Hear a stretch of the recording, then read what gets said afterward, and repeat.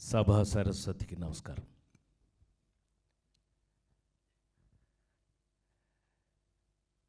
షష్ఠి పూర్తి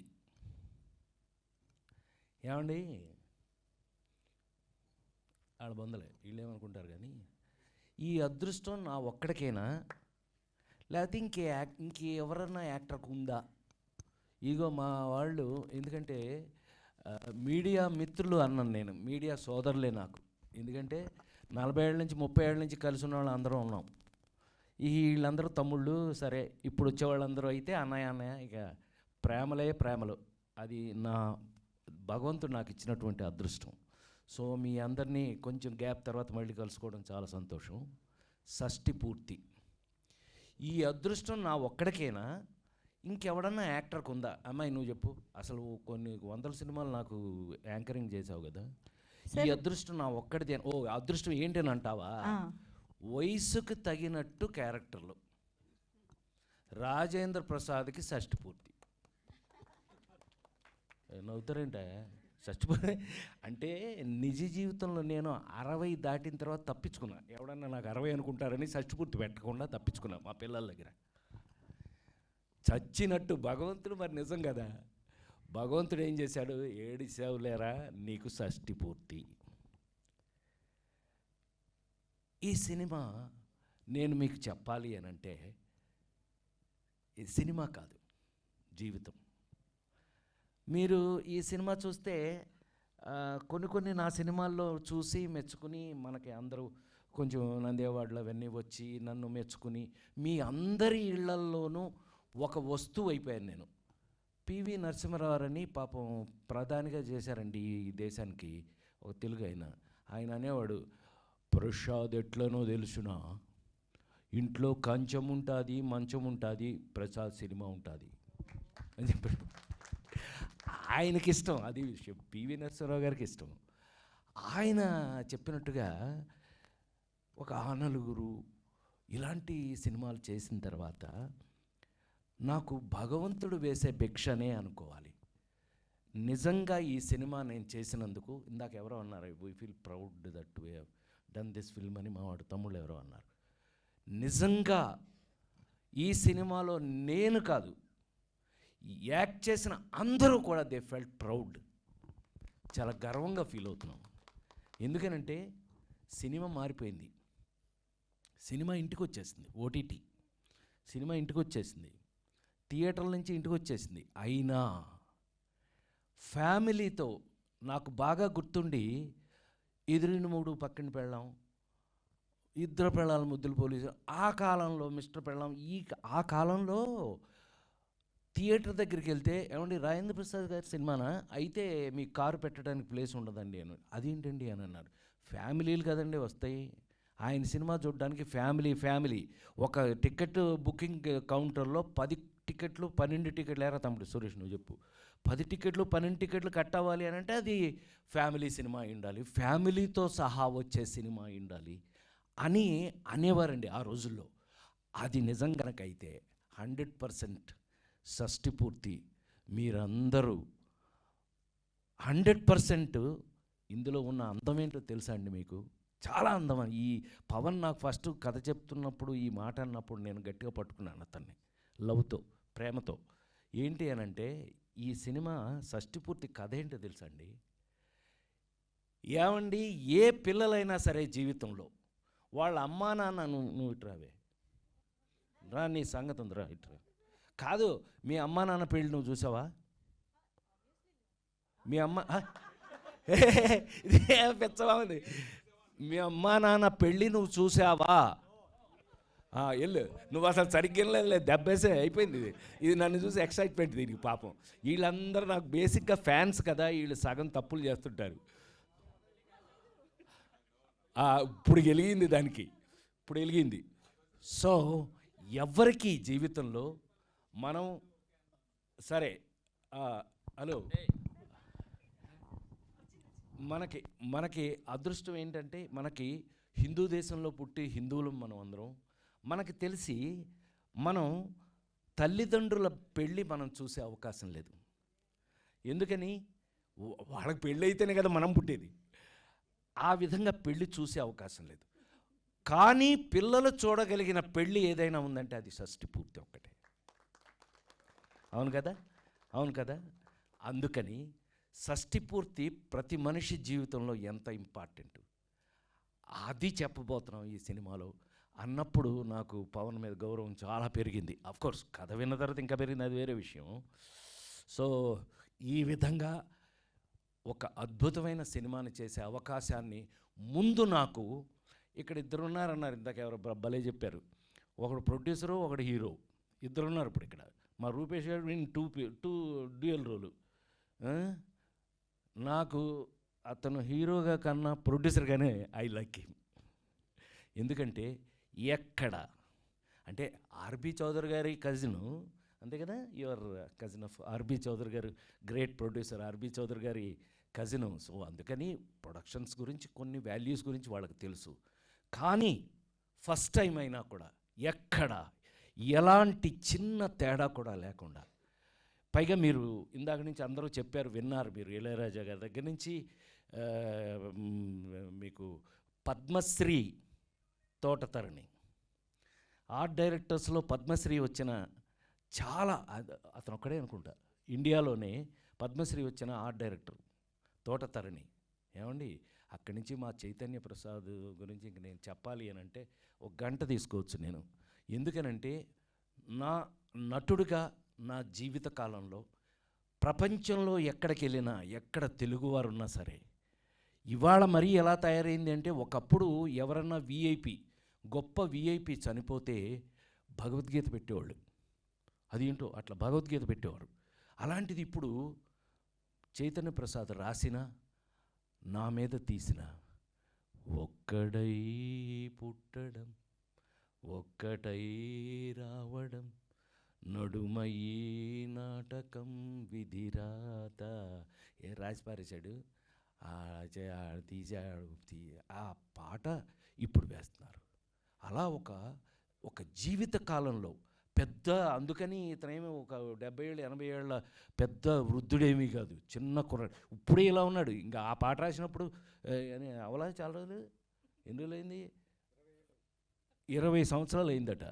నువ్వు ఇప్పుడే 20 ఏళ్ళలో ఉన్నావు, అప్పుడెలా, నిజంగా నువ్వే రాసావా అనిపించే అంత సరదాగా ఒక జీవిత కాలంలో ఒక నటుడికి ఎక్కడికి వెళ్ళినా, నన్ను ప్రపంచంలో ఎక్కడికి వెళ్ళినా ఆ నలుగురు సినిమాని గుర్తుపెట్టే పరిస్థితికి అతను రాసి, ఇవాళ మళ్ళీ చైతన్య ప్రసాద్ వరకు కూడా ఇందులో టెక్నీషియన్స్ ఏంటి మామూలుగా కాదండి, అందరూ కూడా భలే దొరికింది. ఒక్కొక్కసారి అండి అనేక సినిమాలు మనం చెప్పవలసి వస్తుంది, ఏమండి ఈ సినిమా చాలా గొప్పది, మీరు చూడండి, చూస్తే కానీ ఈ సినిమా గొప్పదని మీకు తెలియదు అని చెప్పాలి. షష్ఠి పూర్తి అనగానే మీకు అర్థమైపోయింది, పెద్దగా ఎక్కువ చెప్పక్కల, తెలిసిపోతుంది మీకు. సో యాక్ట్ చేసిన వాళ్ళు మామూలుగా యాక్ట్ చేసిన వాళ్ళు, ఈ పిల్ల నాతో యాక్ట్ చేసింది బెంచ్లో కూతురుగా, బెంచి, ఆల్రెడీ మీరు బెంచ్ చూసే ఉంటారు, అది మన నాగబాబు కూతురు తీసింది మాతో.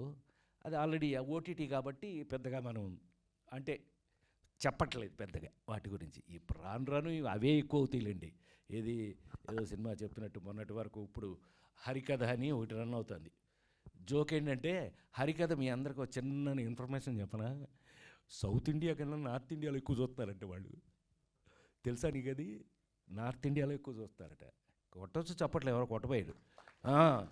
ఎందుకు అని అంటే, it's not a joke. Prime టైమా ఇది, డిజ్నీ హాట్స్టార్, డిజ్నీ హాట్స్టార్ వాళ్ళు కొనేసుకున్నారు. వాళ్ళు కొనేసుకునే అంటే మంచిదే, అదొక ప్లాట్ఫాము, అందులో కూడా నన్ను బాగానే చూస్తున్నారు, అందుకని అది పక్కన పెడదాం. అయితే నాతో పాటు యాక్ట్ చేసిన వాళ్ళు, ఒరే సంటి ఇలా రారా, ఇలా రారా, నాకు వీళ్ళందరితో ఎంత చనువు ఉంటుంది అని అంటే, ఆనాటి బ్రహ్మానందం దగ్గర నుంచి కూడా ఈనాడు చంటి వీళ్ళందరితో వీళ్ళతో నేను ఎంత బాగా ఎంత సరదాగా ఉంటుంది అంటే, ఇందాక చెప్పింది కూడా వాడు నిజంగా భయపడి కాదు, ఓవర్ యాక్షన్, ఎంత ఓవర్ యాక్షన్ చేస్తాడో మీరు ఈటీవీ అందులో చూస్తుంటారు కదా, వాటిల్లో ఏంటయ్యా అంటే, ఫైనల్గా నా మీద ఉన్న గౌరవంతో షార్ట్ రిహార్సల్ చేసిన తర్వాత ఒక్కసారి నా చేత ఓకే చేయించుకుంటారు. అది ప్రేమ. నా మీద వాళ్ళకు ఉన్నటువంటి గౌరవం, రెస్పెక్ట్. అంటే లేడీస్ టైలర్ సినిమా దగ్గర నుంచి 2 దగ్గర నుంచి ఈనాటి వరకు కూడా మరీ లాంగ్ కదా, 48 సంవత్సరాలు పనిచేస్తున్నాను కదా, అందుకని టూ మచ్. అందుకని టూ మచ్ చేస్తాం. వాళ్ళు ఉన్నారు కాబట్టి, ఇదిగో రూపేష్ లాంటి వాళ్ళు సినిమాలు టేస్ట్గా తీస్తున్నారు కాబట్టి, మా పవన్ లాంటి వాళ్ళు డైరెక్టర్లు నా మీద కథలు రాస్తున్నారు కాబట్టి ఇంకా మేము చేస్తున్నాం. అది ఎనీవే ఇట్ లవ్లీ. వీళ్ళందరితో వర్క్ చేయటం ఎంత లవ్లీగా ఉంటుందో మరొక మాట చెప్పలేను నేను.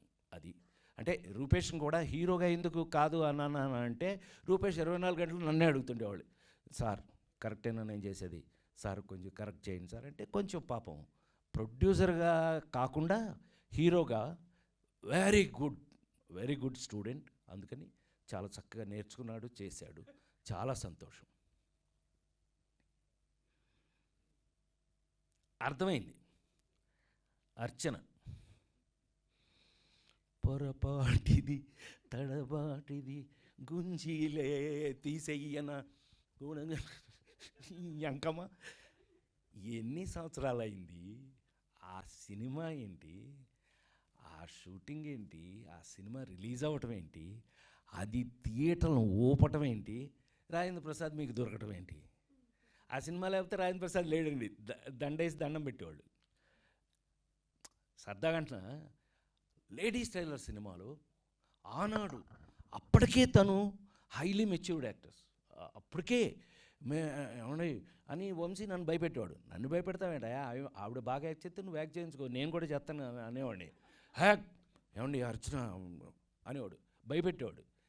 అందరూ భయపెట్టాడని మనం కూడా సుజాత మై మర జాత తుమారా చుట్టూ పిరు జాత, అది నా తలరాత, హం పడా తుమారి తొడ, హం బచ్చా బట్టల సత్తులు వచ్చా, ఇలా చెప్పేసాం. అప్పట్లో ఏదో సరిపోయింది. మరి ఈనాడు నిజంగానే నాకు ఎంత ఫుల్గా, అమ్మాయి నువ్వు చెప్పటం అని కాదే, నేను నిజంగానే అంత సంతోషంగా ఉన్నాను. నిజంగానే షష్టిపూర్తి సినిమా ఒక ఫుల్నెస్ ఇచ్చింది నాకు. ఎందుకు ఇచ్చింది అని అంటే, అన్ని సంవత్సరాల క్రితం యాక్ట్ చేసిన మేమిద్దరం ఈవేళ వాళ్ళు ఆలోచించటం, వాళ్ళు ట్రై చేయటం, తీసుకురావటం, ఇదంతా ఈ పవన్కిన్ను రూపేష్ గోల మనకు సంబంధించింది కాదు. అది నాకు ఊరితే చెప్తుండేవాళ్ళు, సార్ అర్చన ఏమయ్యా అర్చన ఓకే అయిందా లేదా అంటుండేవాడు. నేను నువ్వెందుకు 24 గంటలు అర్చన అని చెప్పడం. ఎప్పుడో లేడీస్ టైలర్లో యాక్ట్ చేశాను, మళ్ళీ ఇన్ని సంవత్సరాలైంది హరీష్ సురేష్, మళ్ళీ ఎప్పుడు చూడలేదు మధ్యలో. నేను కలుసుకోవాలి ఏమ్మాయి, మనం ఎప్పుడైనా కలుసుకున్నాం మధ్యలో, కనీసం హలో మధ్యలో కలుసుకోవడం కూడా లేదండి. స్టిల్ ఎంత సంతోషం చూడండి, ఎంత ఆనందం చూడండి. మా ఇద్దరి మీద ఆ క్యారెక్టరైజేషన్స్ మీరు సినిమాలో చూస్తారు. నిజంగానే ఒక ఇద్దరికి ఎవరి క్యారెక్టర్ వాళ్ళది ఉండటం అనేది ఒక అదృష్టం కలిసి వచ్చిన విషయం. సరే, మంచి క్యారెక్టరు యాక్టర్గా నేను ప్రూవ్డ్. అంటే ఫిల్మ్ ఇన్స్టిట్యూట్లో గోల్డ్ మెడల్ తీసుకుని వచ్చిన దగ్గర నుంచి కూడా నేను ఐ హ్యావ్ రెస్పాన్సిబిలిటీ. నేను చిరంజీవి గారు అనేవాడు మాట సరదాగా, రాజా బాగా యాక్ట్ చేశాడా, హిట్లర్ అప్పుడు అన్నాడు, రాజా బాగా యాక్ట్ చేశాడు, ఎవరి కోసం చేస్తాడు, చెయ్యిపోతే తిట్టాలి కానీ అని వెళ్ళిపోయాడు. అలా నాకు చేయటం రెస్పాన్సిబిలిటీ. సో నాకు దొరకటం అదృష్టం, క్యారెక్టర్ దొరకటం అదృష్టం. ఇంకా సరదాగా ఒక మాట చెప్పాలి అంటే, ఇళయరాజా గారి దగ్గరికి వెళ్ళి షష్టిపూర్తి ఎవడగరా అని అంట. సార్ మన రాజేంద్ర ప్రసాద్ గారు, వాడా అన్నాడు. వీళ్ళకి షాకు, వాడంటాడేంటి ఈయనని. ఆయన లేడీస్ టైలర్ డబుల్ పాజిటివ్ చూడగానే ఉరే అన్నాడు, నన్ను వంశీని ఇద్దరిని ఉరే అన్నాడు. అంటే లవ్, ప్రేమ అంటే ఆయనకు అంత నచ్చి సొంతం చేసేసుకోవడం. ఇప్పుడు ఉరే అని గబుక్కుని ఎవరిని అంటాం మనం, ఉరే అని ఎవరిని అంటాం గబుక్కుని. మనకు విపరీతంగా నచ్చి మన సొంతం అయితే, మన సొంత మనిషి అయితే ఉరే అని అంటాం. ఆయన వాడా అన్నాడంట. సో అద్భుతమైన టెక్నీషియన్స్ వర్క్ చేసి, క్యారెక్టర్స్ అద్భుతంగా, మంచి కథ. షష్టిపూర్తి కానీ మీకు ఒక లెవెల్కి కథలు ఎంత జాగ్రత్త తీసుకుని ఉంటారని మీకు అర్థమైపోయి ఉంటుంది. ఈ సినిమాని తప్పకుండా మీరు మన సంస్కృతి, మన సంప్రదాయం, తెలుగువారి సంప్రదాయం, తెలుగువారి సంస్కృతిని మీరు లైక్ చేసేవాళ్ళు, మీకు ఇష్టమైతే కనుక, మారిపోతున్న ఈ జనరేషన్లో ఇంకా మన పాత సంప్రదాయాల్ని వాటిని గుర్తు చేయడానికి ఇలాంటి సినిమాలు రావాలి అని అనుకునే వాళ్ళలో నేను ఒకడిని. అందులో నేనే పనిచేయటం అది భగవంతుడు నాకు ఇచ్చినటువంటి అదృష్టంగా భావిస్తూ, ఈ అదృష్టాన్ని మీరందరూ కూడా థియేటర్లో చూసి ఫ్యామిలీతో సహా చూసి మనవరాళ్ళు చిన్నపిల్లల్ని అందరితో సహా తాత అమ్మమ్మలు నాయనమ్మలు వాళ్ళందరితో కలిపి చూసి మీరందరూ కూడా ఎంజాయ్ చేసి, మేము ఏ కమిట్మెంట్తో అయితే ఈ సినిమాని ఒక సంప్రదాయబద్ధంగా తీసాము, ఒక సంప్రదాయబద్ధం అంటే మన గోల మిస్ అవ్వదు, మన గోలే, మన గోల లేకపోతే ఎట్టాగా, లేడీ టైలర్లోనే గోల, ఇవాళకి అదే గోల. సో ఒక గోల చేస్తూనే మన సంప్రదాయాల్ని మన సంస్కృతిని ఎలా మెయింటైన్ చేసాం, ఎలా సరదాగా సినిమా యొక్క పర్పస్ ఏమిటి అని అంటే, ఇవాళ సినిమాలో కథలు మారిపోయినాయి, చాలా రకాలుగా మారిపోయినాయి. ఏం మారినా మన సంస్కృతి మన సంప్రదాయం మాత్రం ఎప్పుడు ఉండాలి, ఉంటుంది, ఎప్పటికీ ఉంటుందని ఆ ఉండే వాళ్ళల్లో కొంచెం మేము కూడా ఉన్నాం కాబట్టి ఆ సంప్రదాయాన్ని మీరందరూ కూడా గుర్తు చేసుకుంటూ ఈ సినిమాను చూసి థియేటర్లలో చూసి మీరందరూ కూడా మన మన మన మన ఇళ్లల్లో ఏం కావాలి, ఏమి ఉంటే మనందరం సంతోషంగా ఉంటాం, జీవితానికి రాబోయే కాలంలో ఇంకా సంతోషంగా ఉండడానికి మనం జీవితంలో ఎలా ఉండాలి అనేది చూడండి, నేర్చుకోండి. ఎప్పటికీ నా లైఫ్ ఉన్నంత వరకు కూడా నా ప్రాణానికి ప్రాణమైన తెలుగు ప్రేక్షక దేవుళ్ళందరికీ పాద నమస్కారం.